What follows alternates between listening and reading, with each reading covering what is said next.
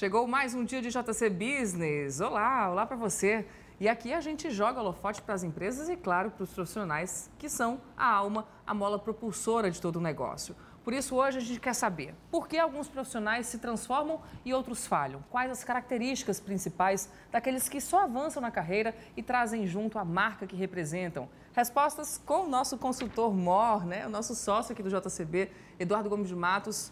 Mais uma vez, seja muito bem-vindo. Oi, Bianca, tudo bem? Um grande prazer estar aqui novamente com você. Vamos conversar mais uma vez sobre os profissionais, né? Pela segunda vez a gente está com esse tema aqui, né? Isso mesmo. Como eu disse agora há pouco, são a alma de todo o negócio. Exatamente. Mas vamos pensar aqui que a gente está num jogo de tabuleiro, tá? Aquele jogador que avança as primeiras casas. Diferentemente do tabuleiro, do jogo, dentro de uma empresa, ele precisa estar capacitado, ele não pode contar com a sorte ali de um dado, né? E aí, como é que a gente vai saber o que vai torná-lo um jogador bom naquela partida, um bom profissional? É muito importante a gente perceber que a nossa carreira, ela tem estágios. E as pessoas normalmente não entendem essa questão dos estágios de carreira. Então, o primeiro ponto é esclarecer para essas pessoas quais são esses estágios. Então, o primeiro estágio de um profissional é a escolha da profissão. Então, eu tenho que escolher minha profissão. Então, por exemplo, se eu escolho ser jornalista, eu tenho que escolher essa profissão de jornalismo. Se eu escolho ser consultor, eu escolho a profissão de consultoria. Se eu escolho ser um médico, ser um advogado, qualquer profissão, eu tenho que escolher a profissão. Muitas pessoas ficam indefinidas e, assim, a idade é muito cruel para a gente, porque a gente tem que escolher isso muito jovem, né? Normalmente, ali por volta de 16, 17, 18 anos, a gente está escolhendo a nossa profissão, que é normalmente o momento que a gente está fazendo o Enem e está seguindo o direcionamento da faculdade que a gente vai fazer. Então, isso pesa muito nas pessoas. E muitas pessoas, às vezes, descobrem que aquela profissão que ela escolheu não era a profissão realmente que a realiza e ela volta atrás. Então, o primeiro ponto é a escolha da carreira. Profissionais que dão certo, eles têm essa escolha acertada, é uma forma assertiva. Isso não quer dizer que precisa ser a primeira escolha. Não essa que precisa você ser faz a lá, primeira lá atrás, na adolescência ainda. Com certeza. Muitas pessoas mudam as suas carreiras ao longo da vida. E muitas pessoas têm carreiras múltiplas ao longo da vida também. E aí depois escolhem uma dessas carreiras. Comigo foi assim. Escolher carreiras é importante. Durante um período da minha vida eu era executivo. Mas eu executivo também comecei a ser consultor part-time na parte da noite, nos sábados.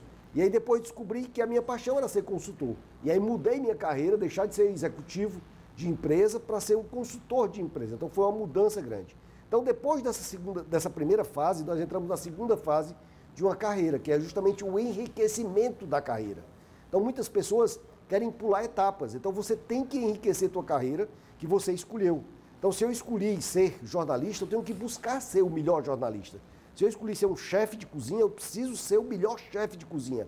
Fazer os melhores cursos, fazer a cordon bleu, buscar os melhores chefes para que eu possa aprender com esses chefes, né? Ter experiências em diversos restaurantes para que eu possa ser um excelente chefe de cozinha. Então esse enriquecimento da carreira normalmente acontece ali dos 20 anos, dos 25 anos até os 40 anos. E a partir dos 40 anos, 35 a 40 anos, acontece a terceira fase da carreira, que é justamente a consolidação da carreira. Eduardo, o diploma hoje de universidade, ele é mínimo? Ele é mínimo para... Ele é uma porta de entrada para a carreira, né? Tem algumas profissões, como médicos, como advogados, que exigem, né, o diploma, é necessário o diploma, como contador. Tem algumas profissões que exigem, mas outras profissões hoje já não exigem mais, principalmente as novas. Eu digo mínimo assim, no sentido de você tem que fazer muito mais pela sua carreira do que somente ter o segundo grau e uma universidade. Os cursos que você vai fazer depois é que são realmente fundamentais para a sua formação. Com certeza. Quem está nos ouvindo, quando tiver essa decisão de carreira e ele completar a universidade, ele chegou à linha de início do processo. O diploma ele só nos permite dizer que nós estamos no jogo. Mas o que vai mudar realmente... hoje pela manhã eu estava com um empresário e eu perguntando assim, quem aqui fez teste de QI? Antigamente, Bianca, quando a gente ia ser selecionado, né, para as gerações mais antigas, era o QI. E hoje quase ninguém sabe qual é o seu QI. Isso não importa mais qual é o seu nível de inteligência. Ninguém mede mais nível de inteligência. E aí depois nós tivemos o QE, com o coeficiente de inteligência emocional, como eu me relaciono, como eu lido com as minhas emoções, como eu consigo ser mais resiliente de um mundo em mudança, né? E aí hoje, o que vale? O QI é importante? É. Ser inteligente é importante? É. Ter um bom QE, um bom coeficiente emocional é importante? É. Mas hoje o que mais importa é o que a gente chama de QAM, o que é o coeficiente de automotivação. Então as pessoas que terão sucesso nessa nova economia são profissionais automotivados, são profissionais que têm accountability, que são proativos, que não precisa ninguém estar dizendo para ele o que ele precisa fazer para ter sucesso. Então a sua pergunta é muito pertinente. A formação, ela só te permite começar um jogo, começar a jogar. Você ganha um ingresso para entrar no jogo. Existem várias fases, mesmo depois de já instalado na empresa, que esse profissional vai passar, né? Ninguém nasce pronto. Sim. Quais são essas fases? Existe uma regra? Existe. A regra básica é aprender. Eu tenho que estar disposto a aprender. Então, o aprendizado, ele é o que leva o profissional a crescer na sua carreira. Então, quando eu estou aberto ao aprendizado, e esse aprendizado acontece de diversas maneiras, ele acontece através de uma faculdade, ele acontece através da leitura de livros, da participação em workshops, em simpósios, fóruns, né, congressos. Acontece também como um médico. Um médico sempre, quando ele começa a estagiar com um médico mais experiente. Como consultor também é assim, ele começa na carreira de consultor e normalmente ele é um consultor que tem um consultor mais experiente para ensinar o caminho das pedras, a experiência, passar aprendizado para ele, passar esses ensinamentos para que ele possa queimar etapas. Então esse aprendizado, a chave é o aprendizado. Profissional de sucesso é aquele que é automotivado para aprender. E aí a gente pergunta para quem está nos ouvindo, quem está nos assistindo, quantos livros você leu esse ano? Quantos cursos você fez esse ano? Porque às vezes eu participava muito de processo de seleção e perguntava isso para as pessoas que estavam participando do processo de seleção. E as pessoas diziam assim, não, mas a minha empresa que eu trabalhava não fazia treinamento. Essa grande responsabilidade não é mais da empresa. É do profissional. É do profissional. É o nível, o coeficiente de automotivação que eu tenho de buscar a minha carreira. Então a minha carreira é minha, não é da empresa. Essa nova economia não espera pela empresa. Você tem que buscar realmente se transformar, se adaptar, evoluir constantemente, e isso acontece através do aprendizado. Isso não quer dizer que as empresas não devam incentivar esse tipo de evolução dentre os seus funcionários, aqueles que se destacam, né, como a gente sempre fala aqui. Com certeza. Toda grande empresa que eu trabalhei nesses 30 anos como consultor na minha vida, toda grande empresa sempre é uma grande escola. Se eu quero ser uma grande empresa, eu tenho que formar pessoas. Eu não posso depender de trazer do mercado forme. E aí, para quem está nos ouvindo que é empresário, empreendedor, não caia nessa armadilha, dizer assim, não vou formar porque as pessoas vão embora. Né? Isso é um erro grave. Então, na nossa empresa, a gente forma pessoas há 30 anos. Outras pessoas saíram, formaram suas empresas, ótimo. Mas enquanto ela está contribuindo com o nosso negócio, ela está contribuindo no melhor desempenho que ela pode. Então vamos lá, para os profissionais que se transformam, né, que avançam, ele tem que escolher a profissão correta, ele tem que se capacitar, ele tem que ter um bom desenvolvimento emocional também. Sim. E uma autoavaliação e um autoconhecimento. E o autoconhecimento. O que mais? Ele também precisa buscar contribuir para resolver os problemas das organizações. As pessoas que têm espaço dentro das empresas são pessoas que resolvem problemas. Quando a pessoa resolve problema dentro de uma empresa, ele é valorizado pela empresa, pela organização. Então, quando eu resolvo problema, quando a empresa tem problema, é uma grande oportunidade. Então, as pessoas, às vezes, têm uma postura de fugir de problemas, busque problemas. Busque onde tem dores dentro da empresa. Busque onde o cliente não está sendo bem atendido e resolva esse problema. Então, eu tenho que buscar resolver sempre problemas, porque isso agrega valor para mim. Outra coisa também... a minha avó tinha uma frase que ela me dizia, que é assim, nunca se encoste em pau seco. Boa. Né? A sabedoria popular sempre é muito pertinente. Então, nunca se encoste em pau seco. Por quê? Porque nós não devemos estar próximos de pessoas que são vítimas da vida, pessoas que reclamam, pessoas que não têm conhecimento, pessoas que não buscam crescer na vida. Então, busque sempre estar junto de árvores frondosas, pessoas que têm conhecimento, que têm network, que podem te agregar. Então, assim, existe o clube dos vencedores e os clubes dos perdedores. Eu digo sempre que existem 3 tipos de pessoas no mundo. Existem as pessoas número 1, são aquelas pessoas que nós admiramos, são as pessoas protagonistas. Sim. Ninguém admira, ninguém se inspira em pessoas que são vítimas. Ai, coitadinho, é tão vítima. Eu vou me inspirar naquela pessoa? Ninguém se inspira. Pode fazer uma análise. Quem está nos ouvindo aqui também pode fazer uma análise. Tem alguém que é vítima que você se inspira? Ninguém. Mas alguém que constrói, alguém que deixa um legado, alguém que faz a diferença no mundo, a gente inspira a gente. E sempre é um espelho para a gente, uma referência para a gente. Então tem as pessoas número 1. Tem as pessoas número 3. Quais são essas pessoas número 3? São aquelas pessoas que vieram no mundo como figurantes, né? Elas nunca vão ser os atores principais. Elas são aqueles figurantes que aparecem no filme. Fazem parte do cenário, fazem parte. Mas isso por um desejo próprio, né? Porque não querem avançar por isso. Por escolha. Sim. Né? Agora, o pior, Bianca, é a pessoa que eu chamo de tipo 2. Qual é a pessoa do tipo 2? Ela não quer ser 3, ela não quer ser um figurante, e ela quer ser nível 1, mas ela não quer pagar o preço para ser pessoa número 1. Então, o que é que ela faz? Ela tenta derrubar quem quer ser 1. Entendi. Então, é aquela pessoa que, normalmente, quando a pessoa está fazendo alguma coisa, está se esforçando, para que trabalhar tanto? Você se esforça demais, você trabalha demais, não precisa disso, né? Por quê? Porque ela quer que você fique no nível dela. Então, normalmente, aquela pessoa diz assim, dentro de uma empresa, esse fulano é muito babão, quer babar o chefe e tal e tudo mais, porque é justamente para fazer com que a pessoa não se destaque e ela fique ali no nível 2 juntamente com ela. Eduardo, em todas as empresas tem esses 3 personagens? Todas as empresas têm esses 3 personagens. E aí o gestor tem que lidar com todos eles? O gestor tem que lidar com todos eles. Formar o seu time é a primeira responsabilidade de um gestor, de um líder, seja empresário, diretor, executivo, gestor, supervisor, qualquer cargo de liderança. Primeira coisa que eu tenho que formar é meu time, né? Qual é meu time? Então eu tenho que formar esse time, porque eu só vou conseguir resultado, e esse é um grande erro de muitas pessoas que assumem na sua carreira, na sua evolução de carreira, por exemplo, vamos pegar vendedor. Ele é um grande vendedor e aí ele passa a ser promovido a gerente de vendas. E ele entende que as habilidades, que as competências que ele tinha como vendedor devem continuar sendo como gerente de vendas, e não é.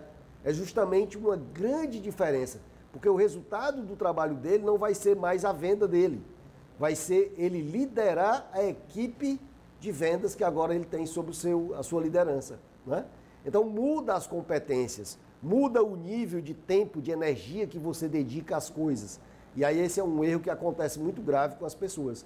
E aí essa pessoa, se ela não fizer essa migração do mindset dela, dizendo que eu não sou mais vendedor e agora eu sou um gerente de vendas e o meu resultado vem através da minha equipe e não forma a equipe, não treina a equipe, né? O papel dele não é vender pelo vendedor dele, o papel dele é formar o vendedor para que ele venda. Então é uma grande diferença que isso acontece em todos os segmentos, né? Na advocacia, na medicina, em todas as áreas acontece. E a transferência de conhecimento não é para todos não, né? Muita gente é resistente com relação a isso. Muita gente é resistente em relação a isso. Quanto prejudica o negócio? E aí eu só consigo ser do tamanho que é meu tempo, né? Então se eu tenho 48 horas por semana, 40 horas por semana, eu consigo só esse resultado. Eu só consigo, vamos dizer assim, tracionar, eu só consigo escalar o que eu faço quando eu formo novas pessoas, né? A mesma coisa é um pequeno empreendedor que abre ali a sua bodega, abre a sua mercearia. Se ele achar que ele tem que fazer tudo dentro da empresa, a empresa vai ficar aquela bodeguinha. E a gente conhece quantas bodegas aqui em Fortaleza, né? Bodega de bairro, que é daquele jeito. Quantos bares eu conheço que é daquele jeito? Que é o dono que está há 40 anos lá. Só eu sou capaz. E só eu sou capaz, só eu compro, né? Só eu cuido do caixa. E aí fica daquele tamanhinho. E aí você não forma pessoas. É verdade. E aí eu tenho que trabalhar essa formação de gente. Agora, Eduardo, eu enquanto profissional, quando eu enxergo que eu não estou avançando, diferentemente dos meus colegas, mas estou falhando, como é que eu faço essa troca, né, de mindset mesmo? Assim, como é que eu faço para virar a chave? Todos nós, Bianca, nós temos 2 níveis de desempenho, que nós chamamos o nosso nível de desempenho atual. Como é que eu estou atuando hoje, né? Qual é o meu nível de desempenho atual? E o meu nível de desempenho ideal. Então, eu tenho que mensurar qual é o meu nível de desempenho hoje. Então, vamos falar aqui de vendedor, que fica bem fácil para as pessoas entenderem para as outras profissões. Então, por exemplo, se eu, na minha equipe, tem 10 vendedores, e eu sou o 8º, o 9º, o 10º, esse é meu nível de desempenho atual de vendas. Mas tem pessoas que, às vezes, vendem o dobro ou o triplo do que eu vendo. Naquela mesma loja, com aquele mesmo produto, com aquele mesmo preço, atendendo os mesmos clientes. Então, será que eu posso também obter isso aí? Posso. Seria meu nível ideal de desempenho. Então, eu tenho que mensurar o que eu preciso fazer desse ponto A para esse ponto B, para que eu possa adquirir essas novas competências. Aí a gente volta para o aprendizado.